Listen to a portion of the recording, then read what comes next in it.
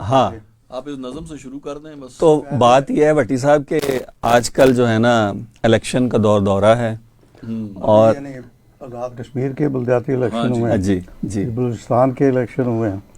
ہاں تو الیکشن کے حوالے سے وہ بہت سارے پتہ نہیں کہاں سے وہ اور اسلام آباد میں ہونے ہیں 31 کو غالباً ہونے ہیں, اور مجھے لگتا ہے کراچی میں کبھی نہیں ہونے. کراچی میں تو ایسے بھاگ رہے ہیں وہاں پہ حافظ نعیم کے ڈر سے, مجھے لگتا ہے. پینا فلیکسوں کی بہار ہے اور پینا فلیکس نے بہت سارے لیڈر بنائے ہیں. کیونکہ ہم پہلے بھی ایک دفعہ ڈسکس کر رہے تھے کہ پہلے یوں ہوتا تھا کہ وہ کسی کے پاس بہت پیسہ ہوتا تھا تو وہ ہاتھ سے تصویر بناتے تھے پینٹر, بہت بڑی, جو عموماً چوکوں چوراہوں میں لگتی تھی. تو اب پینا فلیکس نے یہ کر دیا ہے کہ کوئی بھی کونسلر, کوئی بھی چیئرمین, کوئی بھی, بہرحال یہ ان کا حق ہے, کر سکتے ہیں. لیکن یہ ہے کہ ووٹ ایک امانت ہے اور اس کو میں سمجھتا ہوں کہ سوچ سمجھ کے ادا کرنا چاہیے. اور اس پہ خیر کرنل صاحب کے پاس بھی آج کوئی نظم ہے یا غزل ہے, مگر مجھے خالد مسعود صاحب یاد آ گئے. جی جی. تو خالد مسعود صاحب نے کہا کہ اچھا ان کا نام لے کہ نا چہرے پہ مسکراہٹ آ جاتی ہے اور وہ خود نہیں مسکراتے, یہ بڑا فن ہے ویسے ان کا کمال. تو وہ کہتے ہیں کہ لچ لفنگ الیکٹ ہوا ہے انیوا. یہ جو ہماری سیاسی ہمارا جو ایک مزاج ہے, اس کی تصویر کشی ہے, اس کی ایک تصویر کشی ہے کہ لچ لفنگ الیکٹ ہوا ہے انیوا, بیبا پھر ریجیکٹ ہوا ہے انیوا. یعنی اچھا جو ہے لچ لفنگ الیکٹ ہوا ہے انیوا, بیبا پھر ریجیکٹ ہوا ہے انیوا. اور سوئی میں دھاگا ڈالنے والی نوکری پہ, سوئی میں دھاگا ڈالنے والی نوکری پہ انا ایک سلیکٹ ہوا ہے انیوا. تو آپ نے بہرحال انیوا نہیں ووٹ ڈالنا, آپ نے یہ دیکھنا ہے کہ یہ ایک امانت ہے اور اس میں آپ خیانت نہیں کریں گے. تو آپ کرنل صاحب, وہ انور مسعود کی ایک نظم جی جی پیش خدمت ہے. انور مسعود جو ہے نا, وہ ان کا ایک کیریکٹر ہوتا ہے رحمیہ. جی جی جی جی. وہ جو ان کے ایک بڑی مشہور نظر میں آج کی پکائی ہے, جی, وہ بھی رحمیہ سے شروع ہوتی ہے. جی 10 پہ رحمیہ تیرا کی خیال ہے, تو وہ اس سے مشورہ کرتا ہے. تو اس میں بھی ایک رحمہ جو ہے نا, اس نے خواب دیکھا کہ وہ جنت ہی پہنچا ہے. اچھا. اب وہ کہتا ہے کہ ڈٹھی میں ایک حور میرے ول پہلا پاندی آوے, ایک نظر مستانی جس دی لک پلیکے پاوے, ایڈی سونی چھیل چھبیلی چاتی پاندے ڈریے, بدل او دے زلفاں اگے, بدل آکھن او دیاں زلفاں اگے پانی پریے وجے. قد ادادا رب اپنی ہتھی بوٹا لایا ہویا, رنگ ادا جویں میدے وچ سندور ملایا ہویا.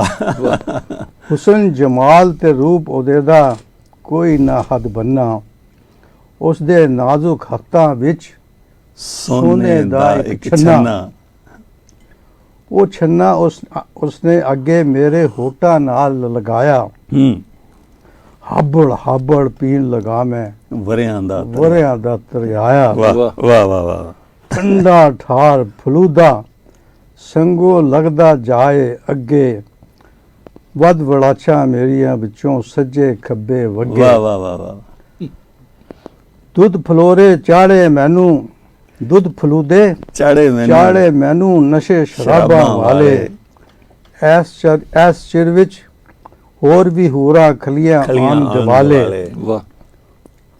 انہاں نے کوئی ہور سوغاتا میرے لیے منگوائیاں, قسم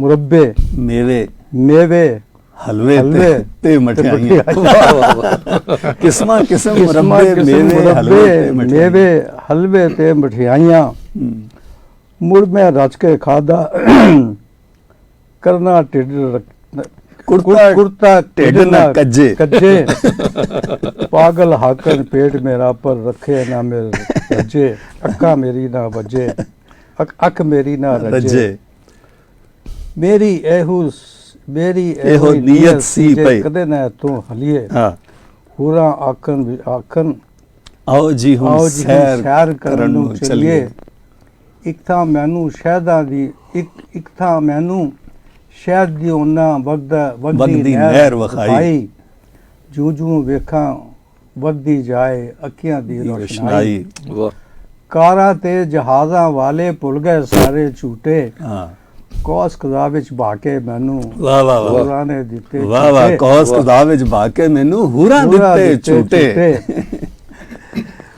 میرا سریوں جیاں سونیاں ناراں سریوں جیاں سونیاں ناراں دسن ہر پاسے پتلے لکھ بسنتی چڑیاں ہونٹا اوپر ہاسے ہر کوئی مینوں جی بولے آکھے راج دلارا میرے نال پرانیاں ورگا انہاں دا ورتاوا میں پوچھیا نہیں ہورو کانوں کھڑ ہسو میری ایڈی خدمت خاطر وچلی کر دسو آکھن لگیا بیبیا ایڈا پردہ کانوں پانا جنت وچ الیکشن ووٹ سانو جی اس پر دے مطلب متوجہ دے صدقہ دے زخو پہ پوئے نا شروع کرنو چکر یہ ہے کہ وہ جو کچھ آپ نے کہا اس میں بھی کوئی بھی کسی کو بھی سمجھ نہیں آئی ہے جس طرح آپ کو سمجھ نہیں ہے ایسے ابھی ہمیں بھی کافی چیزوں کی سمجھ نہیں ہے. بس اس کو ہمارے سیاسی کلچر کے ساتھ اگر ریلیٹ کریں تو وہ وہی ہے کہ جب الیکشن کا زمانہ ہوتا ہے جنت کے باغ دکھائے جاتے ہیں آپ کو, تو اس وقت جو ہے وہ ایسے ہوتا ہے کہ جی بس یوں کر دیں گے, دودھ اور شہد کی نہریں بہا دیں گے, اور پھر بریانیاں بھی چلتی ہیں, اور پھر وہ جو فلودے کو جب وہ فلودہ کہتے ہیں نا تو وہ بس دودھ وراچھا میریاں وچوں سجے کھبے وگے, تو وہ جو فیل آتی ہے نا کہ وہ اتنا, تو یہی حال ہوتا ہے. اور پھر الیکشن کے بعد ظاہر ہے کہ جس طریقے سے جو ہے وہ ڈھوڈا مار کے جو ہے یہ جو شاعر ہے یہ مطلب ہے کہ جنت کی منظر کشی, کہ میں جنت میں گیا ہوا ہوں, وہاں الیکشن تھے تو وہاں بھی یہی طریقہ کار جو ہے. لیکن اس میں دیکھیں وڈی صاحب ایک چیز جو ہے شاعر نے وہ جو ہے نا کہ متشابہہ وہاں بھی اس جیسے, تو یہ جو سارے ذکر انہوں نے کیے نا پالودے کا, مٹھائی کا, حلوے کا, تو وہ یہاں کی سوغات کا ہی تذکرہ ہے وہاں پر بھی, لیکن ببا وہاں بھی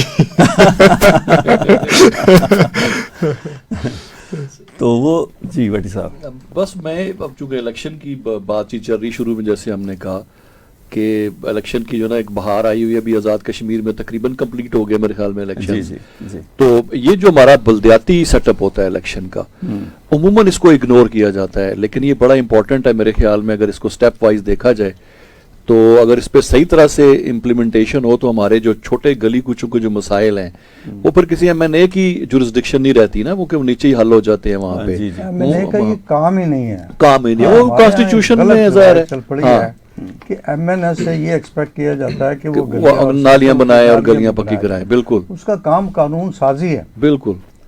تو یہ جو گلیاں اور سڑکیں اور نالیاں بنانے کا کام ہے نا, یہ لوکل حکومت کے ذمہ ہوتا ہے, مقامی حکومتوں کے, اور وہ ہوتی ہے یونین کونسل کے لیول پہ, تحصیل کونسل کے لیول پہ, ضلع کونسل کے لیول پہ, یہ سارے کام انہی کے ہوتے ہیں. اچھا کرن صاحب یہ جو بی ڈی ممبر ہم نے سنا تھا ایوب خان کے دور میں, یہ وہاں سے آغاز ہوا تھا؟ نہیں ہاں, وہ تو ایوب خان نے ایک نئی طرح ڈالی تھی نا. اچھا, اس نے یہ کہا تھا کہ یہ عام آدمی کو کیا پتا کہ حکومت کیا ہوتی ہے, اچھا, اور ان کے نمائندے کیسے منتخب کرنے ہوتے ہیں. ہاں, تو اس نے یہ کیا تھا کہ 80,000 جی B D member, B D was abbreviation of basic democracy. اچھا, تو بی ڈی ممبر اس نے 80,000 بی ڈی ممبر منتخب نامینیٹ کیے. جی, کہ ان حلقوں سے یہ الیکٹ ہوں گے اور پھر یہ بی ڈی ممبر ہوں گے جو کہ صدر کو الیکٹ کریں گے. اچھا وہ صدارتی نظام حکومت تھا نا, تو انہوں نے کہا جی عام آدمی جو ہے نا وہ نہیں, اس کو نہیں پتا ہوتا کہ کیا کرنا ہے کیا نہیں کرنا. اور وہ کسی نے لکھا تھا اس دنوں کہ بھئی 80,000 کو تو خریدا جا سکتا ہے نا, 12 کروڑ عوام کو تو نہیں آپ خرید سکتے. لیکن اس میں بھی یہ ہوا تھا کہ ایسٹ پاکستان جو تھا نا جی وہ پورا فاطمہ جناح کے ساتھ تھا. جی محترمہ فاطمہ جناح جو تھی نا وہ صدارتی جی امیدوار تھی ان کے خلاف. اور کراچی جو ہے نا پورا کراچی ان کے ساتھ تھا پورا. ایون شیخ مجیب الرحمان جو ہے نا ہی واز سپورٹنگ فاطمہ جناح. جی تو لیکن یہ ہے کہ بڑی انہوں نے مخالفت کی اور انہوں نے ایک نقطہ نکالا کہ جی عورت جو ہے نا وہ سربراہ نہیں ہو سکتی. جی تو اس پہ بڑا خوبصورت تبصرہ کیا تھا مولانا سید ابو الاعلیٰ مودودی نے. جی جی انہوں نے جو فقرہ کہا تھا وہ بڑا اچھا. انہوں نے یہ کہا تھا کہ محترمہ فاطمہ جناح میں کوئی برائی نہیں ہے سوائے اس کے, یا کوئی کمزوری نہیں ہے سوائے اس کے کہ وہ ایک عورت ہے, اور ایوب خان میں کوئی اچھائی نہیں ہے سوائے اس کے کہ وہ ایک مرد ہے. تو اور مولانا نے فاطمہ جناح محترمہ کا ساتھ دیا اس میں ساتھ دیا. لیکن ہوا یہ کہ انہوں نے چرلو پھیرا اور اس کی وجہ سے مطلب ایسٹ پاکستان کی سپریشن میں اس کا بھی ایک حصہ ہے. اس کا یعنی بہت سارے فیکٹرز ہیں, لیکن یہ بھی ایک فیکٹر تھا کہ وہ سارے کے سارے جو ہے, جبکہ ان کی جو آبادی تھی وہ پاکستان کی آبادی کا 53 یا 54% تھے. جی جی لیکن اس کے باوجود جو ہے نا وہ بدیانتی کے ذریعے ان کو ہرا دیا گیا, اور اس کی وجہ سے اس پاکستان کے لوگوں میں یہ ایک احساس محرومی جو پہلے ہی موجود تھا وہ بڑھ گیا کہ بھئی یہ مغربی پاکستان کے ساتھ جو ہے نا ہم نہیں چل سکتے. یہ جو ایوب خان صاحب نے بی ڈی کا وہ الیکٹ کرائے تھے عوام سے, تو مطلب یہ ہوا کرنا صاحب کہ عوام کو کہا کہ آپ کو سیاست کا اور جمہوریت کا نہیں پتہ, تو اپنے میں سے اس شخص کو الیکٹ کرو کہ جس کو جمہوریت کے معنی اور سیاست اور یہ ساری چیزیں جو ہے وہ معلوم ہو. تو 80,000 وہ لوگ منتخب ہو گئے جو جمہوریت کو جانتے تھے, مانتے تھے اور اس پر ایمان رکھتے تھے, سیاست کے ماہر تھے. لیکن وہ ایک بلکہ کل پرسوں میں ایک کلپ تھا کہ یہ جو ناظم صاحب کو بلایا ہوا تھا کہ جی یہ ناظم کے مطلب کیا ہے, اچھا کہ معنی کیا ہے اس کے نا, تو اس نے کہا کہ وہ شخص کہ جس کو عوام ووٹوں سے بڑے چاہت, بڑے مروت کے ساتھ, بڑے محبت کے ساتھ منتخب کرے اس کو ناظم کہتے ہیں. وہ سوال کرنے والے نے پھر پوچھا کہ یار جو آپ کو عوام نے منتخب کیا ہے, آپ کی ذمہ داری, آپ کے جو ہے وہ کیا ہے ڈیوٹیز اینڈ رسپانسبلٹیز, میں اس حوالے سے جو ہے نا وہ چاہتا ہوں کہ آپ اس کو ذرا ایکسپلین کریں. دوبارہ اس نے کہا کہ جس کو عوام بڑی محبت اور خلوص کے ساتھ ووٹوں سے منتخب کرے وہ ناظم کہلاتا ہے. تو میرے خیال میں وہ بی ڈی والے بھی اسی طرح معاملہ تھا جمہوریت کے ساتھ ان کا اور سیاست کے ساتھ. وہ جو بی ڈی شورش کشمیری ظاہر ہے کہ اس کے سخت خلاف تھے, اور آپ کو پتہ ہے کہ وہ بہت بڑے مقرر, اور تو کہتے ہیں کہ وہ تقریر کر رہے تھے اور جلسہ بڑا لمبا ہو گیا, وہ کئی گھنٹے تقریر کرتے رہتے تھے. تو کہتے ہیں کہ اتنی دیر میں ایک پتنگا جو ہے وہ آیا, تو انہوں نے یوں کر کے پکڑ کے ایسے مسل کے شورش کشمیری نے کہا یہ بی ڈی ممبر کہاں سے آ گیا. شورش کشمیری کی کیا بات تھی. وہ یہ کہتا تھا کہ الفاظ اور محاورے میرے غلام ہیں, میری لونڈیاں ہیں, میں جس کو حکم دیتا ہوں وہ میرے سامنے سجدہ ریز ہو جاتا ہے. مطلب اپنے وقت کا بہت بڑا مقرر تھا جی, اور ان کا ایک ہفت روزہ تھا, ہفت روزہ چٹان جی, اور وہ اس لیے زیادہ بکتا تھا جی کہ اس کے جو انر پیج ہوتا ہے, کور کا جو انر پیج ہوتا ہے, اس کے اوپر ان کی ایک نظم شائع ہوتی تھی ہر ہفتے. جی, اور وہ نظم جو تھی نا وہ کرنٹ افیئر پہ ہوا کرتی تھی. اچھا. اور وہ اتنی زبردست یعنی طرز ہوتا تھا اس وقت کرنٹ افیئرس کا جی جی کہ لوگ اس کو یعنی اور بھی کوئی ریزنز ہو سکتی ہوں گی لیکن مجھے یاد ہے کہ میں اسکول کے دنوں میں تھا تو میں پنجاب پبلک لائبریری جایا کرتا تھا تو میں وہ چٹان کو ڈھونڈتا تھا کہ وہ رسالہ کدھر ہے صرف اس کی وہ نظم پڑھنے کے لیے. اس کا ایڈیٹوریل بھی بڑا کاٹدار اور بڑا زبردست قسم کا ہوتا تھا لیکن جو جس کو کہتے ہیں نا خاصے کی چیز وہ خاصے کی چیز جو ہے نا وہ ایک نظم ہوتی تھی جو ہر ہفتے وہ کرنٹ افیئر کے اوپر جو ہے وہ ان کے انر پیج کے اوپر شائع ہوتی تھی. تو وہ چلتا رہا میرا خیال اس کے بعد وہ پتہ نہیں. اچھا یہ کچھ لوگوں کو خیر اعتراض ہوتا ہے کہ ہم میں سے کچھ لوگ زیادہ بول جاتے ہیں. اچھا میں اس میں تھوڑا سا ایڈ کرتا چلوں کہ وہ عامر وزیر ہمارے بڑے پرانے لسنر ہیں. جی جی یہاں پہ آتے بھی رہے ہیں اور وہ ان کا اعتراض تھا کہ سب کو ایکول ٹائم ملنا چاہیے. ایک تو میں چونکہ ان کا ذکر ہو رہا ہے تو عامر وزیر جو ہیں وہ سخت علیل ہیں. ان کے اچانک جو ہے وہ دونوں کڈنیز فیلئر ہو گئے اور وہ ڈائلسس پہ ہیں بھی. تو ان کے لیے دعا بھی سب لوگ جو لوگ ہمارے ریڈیو پہ جو سن رہے ہیں ان کے لیے دعا کریں. بیسیکلی اب میں اس میں کمنٹ میں جواب تو نہیں دیا لیکن اس میں ایسا ہے کہ ہمارے ہاں کوئی ایسی پابندی نہیں ہے کہ کون کتنا بولے, کوئی ایکول بولے یا کم بولے یا زیادہ بولے. جس طرح کیجول ٹاک آپ نے دیکھا کہ ایبرپٹلی ہم شروع کر دیتے ہیں, بس اس کی نہ کوئی فارمل اس کی بگننگ ہوتی ہے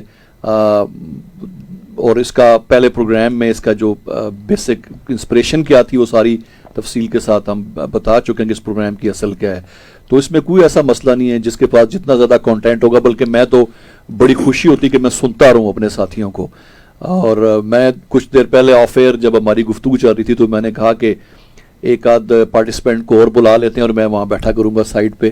مجھے منع کیا گیا نہیں, تم نے صرف بیٹھنا ہے سزا کے طور پہ. اچھا وہ ہمارے ایک بہت ہی محترم ہمارے بھائی, ہمارے بہت پیارے دوست متین فاروقی صاحب جی جی ہمیں سن رہے ہیں. اچھا اور یقیناً سن رہے ہیں, ہمیں پتہ ہے. اور اپنی پوری ٹیم کے ساتھ سن رہے ہیں, اور اپنی پوری ٹیم کے ساتھ سن رہے ہیں. اور ہماری بڑی خواہش تھی کہ آج وہ ہمارے ساتھ موجود ہوتے, مگر وہ ہم سے کچھ تھوڑے سے فاصلے پہ ہیں مگر دل کے بہت قریب ہیں. تو ان کے وہ سن رہے ہیں تو خاص طور پہ ان کو بھی مخاطب کرتے ہوئے پچھلی دفعہ وہ جو آپ کے دورے کے دوران آپ کے لیے جو مضامین لکھے گئے کراچی میں پڑھے گئے بلکہ تو اس میں اس کو پڑھ رہا تھا تو ایک بڑا خوبصورت حوالہ آپ کی کتاب میں سے دیا گیا تھا اور وہ میں اس کو پڑھ کے بڑا محظوظ ہوتا رہا اور میں آپ کو بھی سناتا ہوں. اچھا یہ میں نے بھی جب پڑھا تھا کتاب میں تو میں مطلب اکیلے ہی بیٹھ کے میں ہنس رہا تھا, اتنا مزے کی چیز تھی یہ. اب چونکہ سیاست کی بھی بات ہو رہی ہے تو سیاست میں بھی بہرحال یہ پہلو بڑا اہم ہے کہ جو ہمارا ایم پی اے ہے یا ایم این اے ہے یا جو ہمارا لیڈر ہے اس کا جو ابلاغ ہے, کمیونیکیشن ہے اپنے لوگوں کے ساتھ, وہ کیسا ہے. تو مولانا اول کلام آزاد متین فاروقی بھائی کے بہت ہی فیوریٹ ہیں اور میرا خیال ہے کہ جن بہت تھوڑے لوگوں کو سمجھ آتی ہے مولانا اول کلام آزاد صاحب کی تحریروں میں عربی اور فارسی جی جی اتنی شدت کے ساتھ ہوتی ہے کہ ڈکشنری کی ضرورت پڑتی ہے.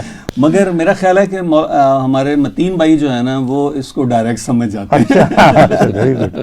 تو وہ یہ لکھا, آپ نے لکھا کہ پنجاب کے, اچھا ایک کرن صاحب کی بک سے آپ کوٹ کر رہے ہیں. جی جی جی جی کس کتاب میں ہے, کون سی کتاب میں ہے یہ والے؟ جنٹلمین الحمدللہ میں. جنٹلمین الحمدللہ سے ایک اقتباس کہہ لیں جو انہوں نے اپنے مضمون کے اندر شامل کیا. پنجاب کے سکھ دہقانوں کا ایک وفد اپنے مسائل کی فہرست لے کر مولانا آزاد کی خدمت میں حاضر ہوا. پہلے تو خاموشی کا طویل وقفہ رہا. مولانا منتظر کہ یہ خود ہی کچھ ارشاد فرمائیں. پھر مولانا نے پہل کی, سنائیے امسال تمہاری کشتہائے زرعی میں نزول بارہ ہوا یا نہیں؟ سب خاموش, کسی کی سمجھ میں کچھ نہ آیا, سب مؤدب اور سر نگوں بیٹھے رہے. مولانا نے پھر فرمایا, نزول بارہ عطیہ رحمت باری تعالیٰ کا اسمارو اناج نزول بارہ عطیہ رحمت خداوندی کا اسمار و اناج اس میں نشو نما پاتے ہیں. فضائے بسیط کی کثافت دور ہوتی ہے. تو آج کل بھی بڑی ضرورت ہے. اس پہ آپ بتا رہے تھے کہ ان کی جو عربی زبان اور فارسی اور پھر انشا پردازی اور یہ کمال کی جو ہے اس کے ساتھ جو ہے نا وہ جب یعنی سفر کیا کرتے تھے جی جی تو وہ ایک سبز چائے کے بڑے شوقین تھے. اچھا. تو اس کا سامان وہ ساتھ لے کر چلا کرتے تھے. اچھا. تو وہ اپنا انہوں نے راستے میں وہ چولہا جلانا اور اس کے اوپر چائے رکھنی اور وہ جاسمین ٹی کے ساتھ انہوں نے بنانا اور وہ چائے پینی. تو وہ اس کو بڑا یعنی مزے لے لے کے اس کو بیان کرتے ہیں کہ کس طرح سے وہ اس کو چائے کو پیتے ہیں اور کس طرح سے اس کے ساتھ ساتھ وہ مختلف قسم کے مضامین ان کے خیالات میں آتے رہتے ہیں. جیسے مولانا ظفر علی خان کے بارے میں بھی ہے کہ جب ان کے اوپر شعر وارد ہوتے تھے جی تو وہ ایک پتہ نہیں ان کے اوپر کیا کیفیت طاری ہوتی تھی کہ وہ جو ہے نا وہ اپنی انگلی جو ہے نا وہ انگوٹھے کے ارد گرد گھماتے رہتے تھے. اچھا. مولانا ظفر علی خان اور اتنے قادر الکلام تھے کہ وہ ایک دائرہ مکمل ہوتا تھا تو ایک مصر مکمل ہوتا تھا. تو بس وہ یوں گھماتے رہتے تھے. اور وہ اس طرح سے علامہ اقبال کے بارے میں بھی ہے کہ ان کے اوپر جب شعر وارد ہوتے تھے ان سے بلکہ کسی نے پوچھا کہ آپ کو یقین ہے کہ آپ کا جو رسول ہے اس کے اوپر واقعی کوئی وحی نازل ہوتی تھی؟ کہتے ہیں وہ تو پیغمبر تھے.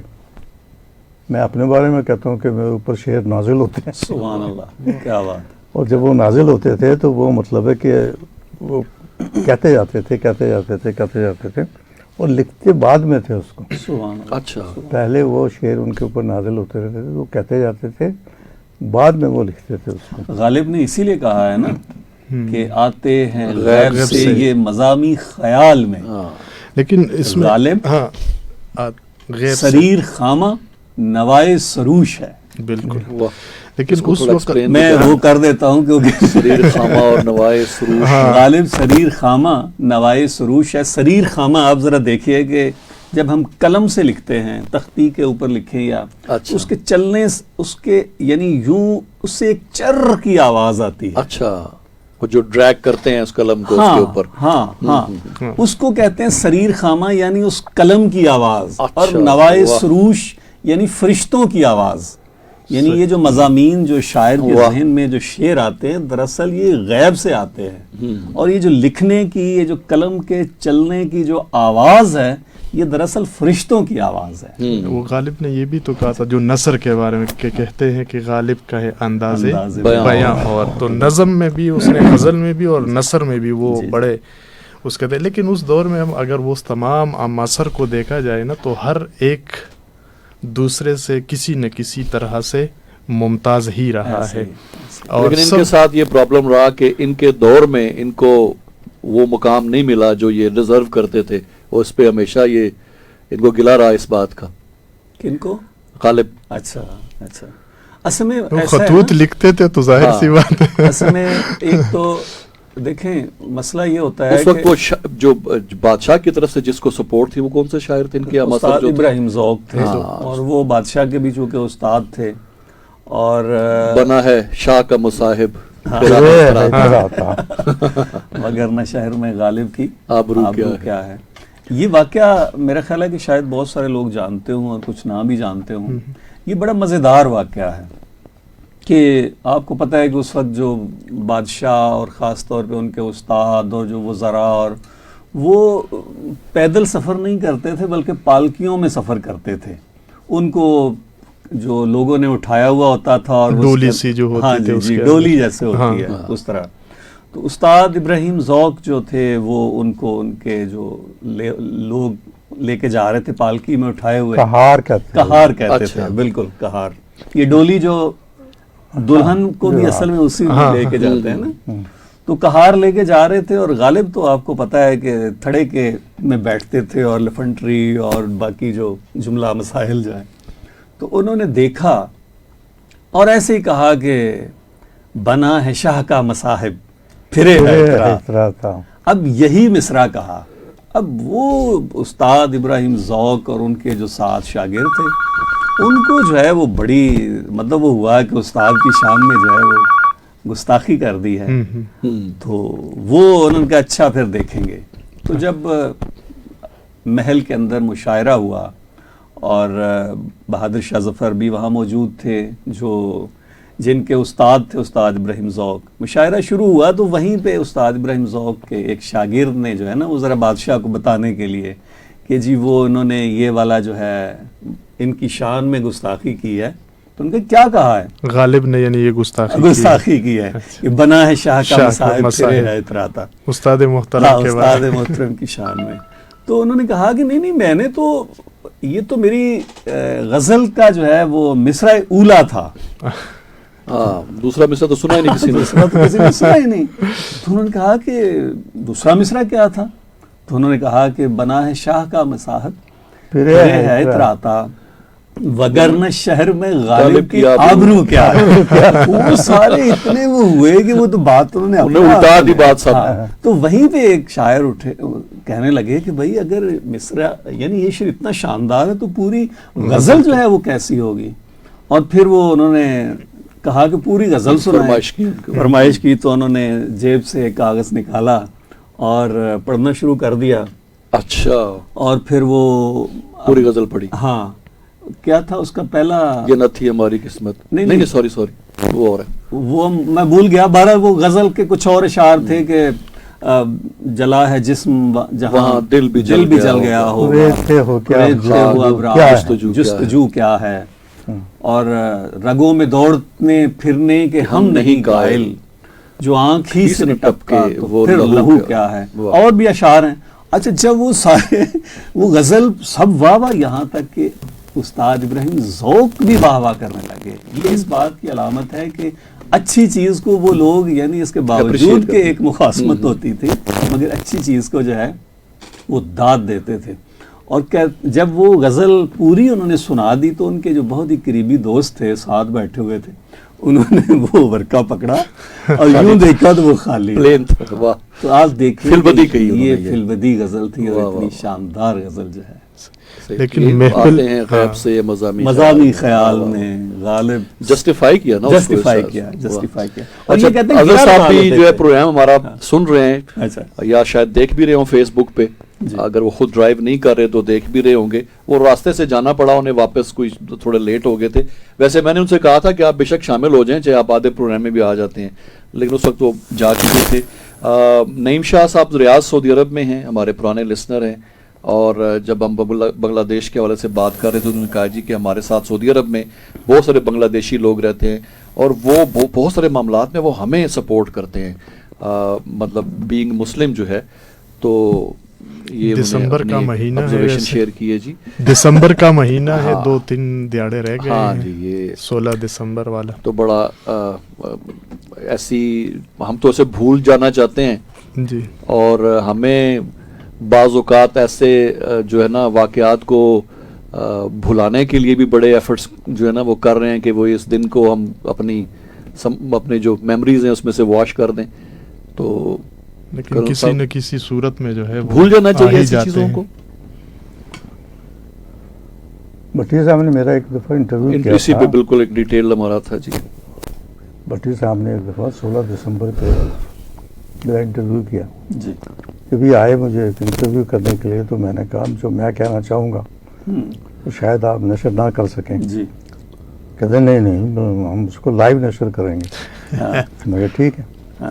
میں آ گیا اور پھر میں نے یہ گواہ بٹی صاحب کہ میں نے یہ بتایا کہ کیا ایک شعر ہے کہ وقت کرتا ہے پرورش برسوں حادثہ ایک دم نہیں ہوتا. کہ 16 دسمبر اچانک نہیں آ گیا. بالکل بے شک. اس کے لیے برسوں کی سازشیں اس کے پیچھے تھیں. اور اصل بات یہ تھی کہ پاکستان کی تخلیق کے وقت جی مشرقی پاکستان جو ہے اس کی آبادی ہم سے زیادہ تھی جی. وہ 53 یا 54% کے قریب تھے جی. تو ہونا تو یہ چاہیے تھا کہ ان کی طرف کوئی ایسٹ پاکستان کی طرف سے کوئی وزیر اعظم مقرر کیا جاتا. جی لیکن قائد اعظم کی اپنی ایک سوچ تھی. جی انہوں نے ایک ایسے شخص کو وزیر اعظم نامزد کیا کہ جن کا 5 صوبوں سے کسی سے بھی کوئی تعلق نہیں تھا. جی میں لیاقت علی خان کے کوئی مذمت نہیں کر رہا. وہ بہت بڑے لیڈر تھے اور ان کی بہت بڑی قربانیاں ہیں. جی اور صرف لیاقت علی خان ہی نہیں بلکہ شروع کے ہمارے جتنے بھی لیڈر ہیں جی بالکل. ان کے اوپر کسی کے اوپر جو ہے نا بددیانتی کا الزام نہیں لگا. جی بالکل. بلکہ ایک دفعہ مجھے کسی نے بتایا کراچی میں کہ وہاں پہ نا ایک ڈرائی کلیننگ کی دکان تھی. جی تو جہاں ڈرائی کلیننگ کی دکان ہو وہاں پہ رفو گری کا کام بھی تھوڑا بہت جی ہوتا ہے. بالکل بالکل. لیکن وہ بہت بڑی دکان تھی. تو وہاں ایک دفعہ دیکھا کہ وہ ایک آدمی بیٹھا جو ہے نا وہ ایک شیروانی کو رفو کر رہے ہیں. تو اس نے پوچھا کہ یار تمہاری اتنی بڑی دکان ہے یہ تم شیروانیاں رفو کرنے شروع کر دیا تم نے. تو پتہ ہے کس کی شیروانی ہے؟ کہ نہیں کہ یہ پاکستان کے وزیر اعظم کی شیروانی. واہ واہ واہ واہ واہ. اور آج کل ہمارے ایسے لیڈر ہیں وہ فخر سے بتاتے ہیں کہ میرا سوٹ جو ہے وہ فرانس سے سل کے آتا ہے, میرے جوتے جو ہیں وہ اٹلی کے ہوتے ہیں. جی اور کیا میں بات کہیں اور سے شروع کی بس وہ ایک 16 دسمبر کے حوالے سے بات ہو رہی تھی کہ ہم نے شروع ہوئی سے جو ہے نا ان کی اس اکثریت کو اقلیت میں بدلنے کی کوشش کی. جی پہلے اس کا نام جو تھا نا وہ مشرقی بنگال تھا. جی at the time of creation of Pakistan. جی قیام پاکستان کے وقت اس کا نام مشرقی بنگال تھا. تو اس وقت نا نیشنل اسمبلی کراچی میں تھی. تو وہاں کسی نے قرارداد پیش کی کہ جی یہ اس کا نام جو ہے نا وہ آئندہ سے مشرقی پاکستان ہوگا. تو شیخ مجیب اس وقت بھی قومی اسمبلی کا رکن تھا. جی اس نے کہا کہ آپ جس کا نام بدلنے لگے ہو ان سے بھی کوئی مشورہ کر لو, جی ان سے استصواب کر لو, کوئی ریفرینڈم کرا لو.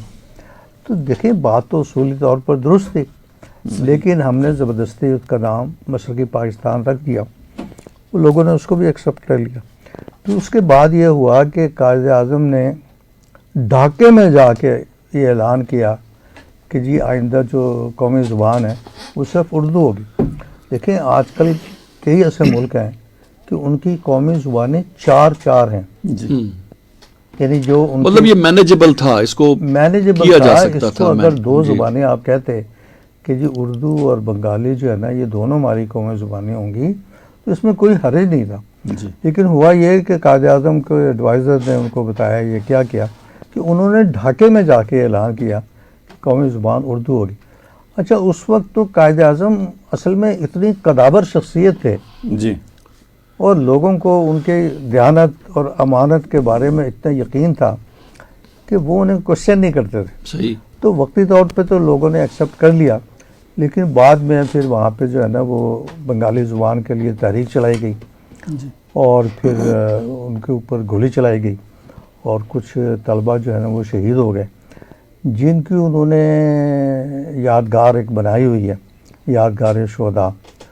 اور ابھی جو دنیا سے کوئی بھی لیڈر آئے یا ہمارے پاکستان سے بھی اگر کوئی لے کے آئے, جنرل مشرف بھی کہتے ہیں سربراہ مملکت تو ان کو وہ اس یادگار شہداء پہ لے کے جاتے ہیں کہ ادھر جا کے فتح پڑے ان کے لیے. اچھا ایک چیز اور بھی مطلب یہ بات ایسی ہے کہ وہ پروفیسر عنایت علی خان صاحب نے کہا تھا کہ حادثے سے بڑا سانحہ یہ ہوا لوگ ٹھہرے نہیں حادثہ دیکھ کر. چیزیں ہم سیکھتے نہیں ہیں حادثے سے, سانحوں سے, سانحات جو ہوتے ہیں ان سے ہم کچھ سبق نہیں لیتے. چیزیں مطلب کہ ہم اس کو, بات یہ ہے کہ آپ وہ یادگار کی بات کر رہے تھے, ایک اور بھی یادگار وہاں ہے جس کا شاید بہت سارے لوگوں کو نہیں پتا. میجر اکرم شہید کی قبر بھی وہیں پہ ہے, نشان حیدر. جی جب پھر اسی سیکٹر میں. ہاں اچھا پھر وہ مطلب اس پہ تو میرا خیال ہے مجھے ایسے لگتا ہے کہ جیسے الفاظ شاید ساتھ نہیں دیتے. بہت سال پہلے ہمارے ایک دوست ہیں, ان کے والد صاحب جو کہ وہیں سے تھے بنگال سے, اور انہوں نے ایک واقعہ سنایا کہ میں بہت سال ہو گئے اس واقعے کو کہ میں گیا وہاں پہ ڈھاکہ میں. تو جب میں ایئرپورٹ سے اترا اور وہاں سے میں نے ٹیکسی لی کسی جس جگہ پہ بھی جانا تھا, تو ایک صاحب جو ٹیکسی ڈرائیور تھے ان کو سے بات ہوئی کہ پاکستان سے آیا, تو بڑے محبت کے ساتھ جو ہے وہ ملے. تو وہ ایک خاص راستہ جہاں ہم نے جانا تھا تو اس کے شاید ایک سے زیادہ راستے ہوں گے, تو وہ ایک نسبتاً ایک لمبے راستے سے جا رہے تھے. تو میں نے کہا کہ فلاں جگہ سے چلے جائیں. تو انہوں نے کہا کہ نہیں سر ادھر سے چلتے ہیں. تو اچھا رستے میں پاکستان کے بارے میں باتیں چلتی رہیں, پاکستان کے بارے میں اظہار محبت بھی کیا, اور تو کہنے لگے کہ میں حیران تھا کہ یہ لمبے راستے سے کیوں جا رہا ہے, جبکہ جو بھی کرایہ وغیرہ جو بھی ہے وہ تو ظاہر ہے وہی ہے جو طے کیا ہے یا جو. تو میں نے پوچھا کہ میں نے کہا کہ آپ ادھر سے کیوں نہیں جاتے جو کہ نسبتاً چھوٹا مطلب راستہ ہے. تو انہوں نے کہا کہ وہاں شیخ مجیب کا گھر آتا ہے, تو میں نہیں ادھر سے جانا چاہتا. کس کا گھر آتا ہے؟ شیخ مجیب کا گھر آتا ہے. تو کہتے ہیں کہ میں نے کہا کہ اچھا پاکستان کے بارے میں اس کی ایک محبت تھی, اور میں نے کہا کہ اچھا آپ کی اتنی پاکستان کے ساتھ اگر محبت ہے تو آپ مجھے یہ بتائیے کہ کیا آپ نے پاکستان کا کوئی شہر دیکھا ہے؟ تو انہوں نے کہا کہ ہاں میں نے پاکستان کا شہر ڈھاکہ دیکھا ہے, میں نے پاکستان کا شہر چٹاگانگ دیکھا ہے. بالکل یہ بات تو صحیح. میں ایک بات یہاں کہنا چاہوں گا کہ وہاں اب بھی پاکستان موجود ہے, اور دوسری بات یہ ہے کہ دیکھیں بات یہ ہے کہ ہم بھی یہاں موجود ہیں. اگر مشرقی پاکستان کا یا بنگلہ دیش کا ذکر آتا ہے تو وہاں پہ البدر اور الشمس کا نام بھی آنا چاہیے. بات یہ ہے کہ گھر کے اندر بھائیوں کا جھگڑا ہو جاتا ہے مگر گھر کو مسمار نہیں کر دیتے, والدین کو تقسیم نہیں کیا جا سکتا.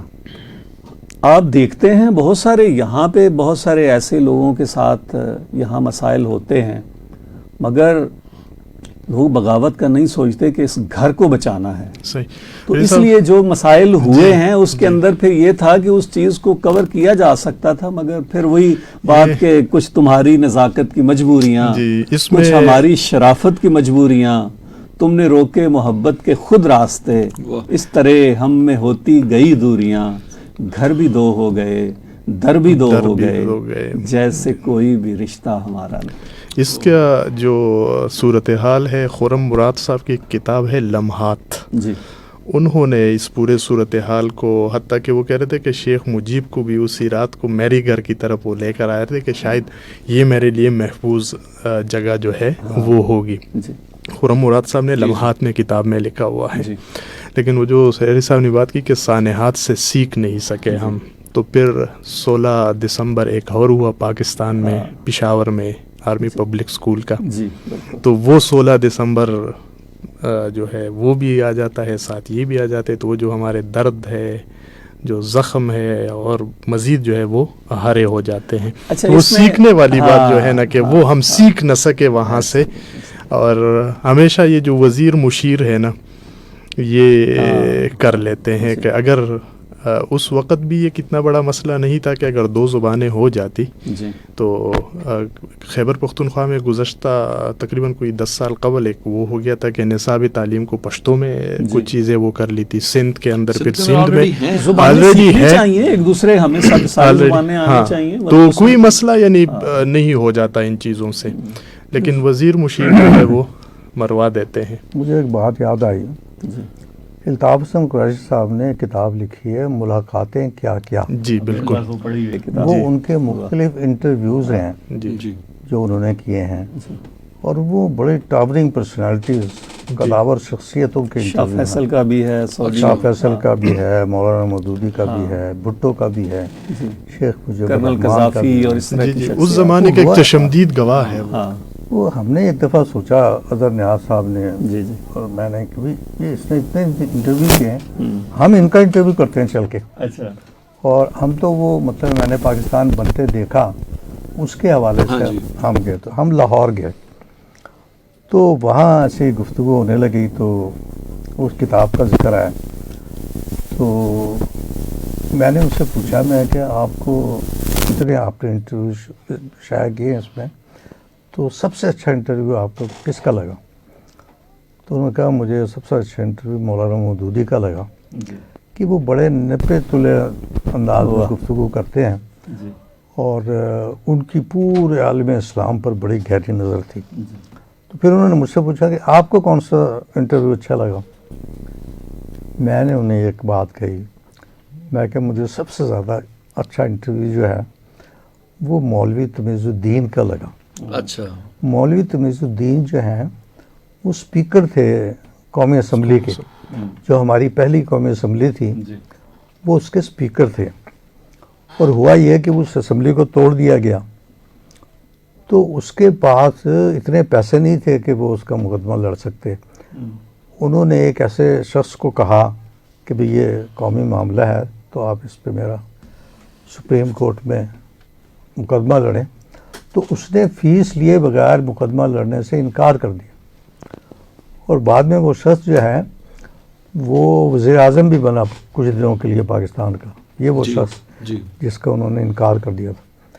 تو میاں طفیل صاحب جو کہ جماعت اسلامی کے سیکرٹری جنرل تھے، وہ 500 روپے لے کر اپنے ساتھیوں سے انہوں نے چندہ اکٹھا کیا، اور وہ ٹرین کے ذریعے کراچی گئے، اور جا کے انہوں نے مولوی تمیز الدین کو 500 روپے دیے کہ یہ لے 500 روپے، اور یہ چونکہ قومی کاز ہے تو یہ آپ الیکشن لڑیں۔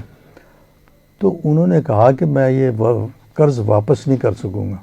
وہ کہا سر یہ قرض نہیں ہے، یہ تو ایک نیشنل کاز ہے، اس کی خاطر ہم آپ کو یہ پیش کر رہے ہیں۔ تو میں نے اس کو بتایا اپنا الطاف حسن قریشی صاحب کو کہ مجھے سب سے زیادہ انٹرویو جو اچھا لگا نا وہ مولوی تمیز الدین کا ہے، چونکہ وہ جو ایک انٹرویو میں پورے پاکستان کی کہانی سمو دی گئی ہے۔ کیسے کہ انہوں نے جب جا کے ان سے کوئی گفتگو شروع کی تو انہوں نے کہا الطاف حسن قریشی نے کہ آپ اردو تو بہت اچھی بولتے ہیں۔ ان کا جواب سننے کے لائق۔ الطاف حسن قریشی نے کہا کہ آپ اردو تو بہت اچھی بولتے ہیں، کہتے ہیں یہ جتنی اردو میں بول رہا ہوں مشرقی پاکستان کا ہر باشندہ اتنی اردو بول لیتا ہے اور سمجھ لیتا ہے۔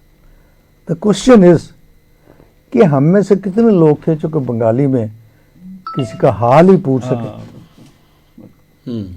ہم نے تو بالکل بہت لیٹ ہم نے یہ کام شروع کیا تھا کہ خبروں میں کچھ الفاظ مکس کر کے ڈال دیے، کہ پہلے یہ نشر ہوتا تھا ٹائم کہ اس وقت مشرقی پاکستان میں صبح کے 7 اور مغربی پاکستان میں دن کے 8 بجے، تو پھر ہم نے یہ کہنا شروع کر دیا کہ اس وقت پوربی پاکستان میں دن کے 7 اور پچھمی پاکستان میں دن کے 8 بجے، لیکن اس وقت تک بہت دیر ہو چکی تھی۔ اس طرح سے ہم نے کچھ الفاظ بنگالی کے شامل کرنے شروع کیے، لیکن یہ 69 کے بھی بعد کی بات ہے۔ ہاں ہم شروعات تو کر لیتے ہیں، لیکن یہ ہے وہ کہتے ہیں نا کہ غالب تھا کہ اقبال ہمیشہ لیٹ ہی آتے ہیں تو لیٹ کر لیتے ہیں اقدامات، یعنی معلوم تو ہوتا ہے۔ اب جس طرح کنر صاحب نے بات کی، خیبر پختونخوا کے اندر بھی اگر کوئی شخص یعنی چاہے وہ ان پڑھ کیوں نہ ہو لیکن وہ اردو سمجھتا ضرور ہے، اگر وہ بولنے میں اس کو دقت ہو رہی ہو لیکن وہ سمجھتا ضرور ہے، لیکن ویسے آپ 2-3 الفاظ پشتو کے وہ ڈال دیتے ہیں نا تو وہ محبت ان کی اور بڑھ جاتی ہے، پیدا ہو جاتی ہے۔ یہی چیز پنجابی میں بھی ہے کہ اگر آپ اس میں پنجابی بھی سمجھ جاتے ہیں اور تقریباً اردو کے ساتھ قریب ہی ہے، لیکن آپ اگر 2-4 الفاظ ڈال دیتے ہیں نا تو ویسے پھر وہ خوش ہو جاتے ہیں۔ ہمارے ہمسایہ ملک کے اندر اتنی ڈائیورسٹی ہے ان کی کلچر کی بھی، اور اتنی زبانیں، شاید دنیا میں کسی جگہ پہ اتنی زبانیں بولی جاتی ہوں، یا اتنی جو ہے نا ڈائمینشنز ہوں ان کے کلچرز کی، لیکن اس کے باوجود وہاں کوئی میجر ایشو ایسا نہیں دیکھنے میں آتا ہے، سننے میں آتا ہے۔ آپ دیکھیں نا افغانستان کے اندر دری، پشتو، پارسی اور یہ ساری چیزیں وہاں چل رہی ہے، لیکن آپ دیکھیں کہ اس لحاظ سے وہاں پر اتنا وہ کچھ نظر نہیں آ رہا، اور وہ ساری زبانیں جو ہے وہ ایک ساتھ وہاں پر بھی چل رہی ہے، تو مطلب یہ کہ اتنا بڑا مسئلہ نہیں ہے۔ بس وہ میں جو ہے نا واجد صاحب کی طرف سے اشارہ موصول ہوا ہے جی کہ اب ہمارا وقت ختم ہو گیا۔ جی جلدی میں اگر آپ پلیز۔ وہ یہ کہ چونکہ ہم سکوت ڈھاکہ کی بات کر رہے تھے، تو ایک ڈرامہ تھا ہم سفر، اس میں غزل تھی، لوگ اس کو اس حوالے سے دیکھتے ہیں، مگر یہ دراصل مشرقی پاکستان کے حوالے سے تھی، سکوت ڈھاکہ کے نصیر ترابی صاحب کی غزل ہے، اور انہوں نے اس موقع کے لیے کہی تھی کہ وہ ہم سفر تھا مگر اس سے ہم نوائی نہ تھی، کہ دھوپ چھاؤں کا عالم رہا. میں بھول رہا ہوں، میرا خیال ہے کہ اس کو ہم سلیری صاحب یہ کہ میں بھول گیا یہ منیر نیازی والی بات ہے. ہم اس کو اگلے اس پہ، اور فیض نے بھی ہم کے ٹھہرے اجنبی اتنی ملاقاتوں کے بعد، یہ بھی اسی کانٹیکسٹ کے حوالے سے تھی. اس کو ہم غزل کو ہم انشاءاللہ اگلی دفعہ ضرور کریں گے، کیونکہ یہ کیجول ٹاک ہوتی ہے، اس میں کچھ چیزیں یاد رہ جاتی ہیں. ہاں جی، اور میں مطلب سامعین کو اور ناظرین کو بتاتا چلوں کہ جیسے شروع میں ہم نے کہا تھا کہ کوئی اس کا پہلے سے کوئی پیٹ ٹاپک ہم نہیں ڈیسائیڈ کرتے، ہم اسی طرح ابرپٹلی شروع کر دیتے ہیں بات، اور پھر بات سے بات نکلتی ہے. آج کے پروگرام میں بھی آپ نے دیکھا کہ کہاں کے جو ہے نا سفر کرتے ہوئے ہم جو ہے نا مشرقی پاکستان، چونکہ دسمبر کا مہینہ ہے، اور یہ جو ہے ہمارے زخموں کو تازہ کرتا رہتا ہے. عسکری صاحب نے اس کا دوسرا حوالہ بھی جو ہے دیا. تو اللہ تعالیٰ سے دعا ہے، پروگرام کو اینڈ کرتے ہیں اسی دعا کے ساتھ کہ اللہ تعالیٰ ہمارے ملک کے پاکستان کی جو ہے حفاظت فرمائے، اور جتنے بھی طاقتیں ہیں جو اس کو ڈی اسٹیبلائز کرنا چاہتے اللہ تعالیٰ جو ہے ان سے ہمیں محفوظ رکھے، آمین. پروگرام کیجول ٹاک سے اب اجازت چاہیں گے. ہمارے ساتھ آج موجود رہے اظہر خان عسکری صاحب، کرنل ریٹائرڈ اشفاق صاحب، اکرام سلیری صاحب اور عرفان بھٹی آپ کے ساتھ موجود ہے. انشاءاللہ آپ سے اگلے پروگرام میں دوبارہ ملاقات ہوگی. یہ پروگرام آپ تک پہنچانے میں ہمیں معاونت حاصل رہی ہمارے براڈ کاسٹ انجینئر جناب واجد محمود کی. ریڈیو کے اوپر بھی اور فیس بک بھی انہوں نے مینیج کیا، ان کا بھی بہت بہت شکریہ.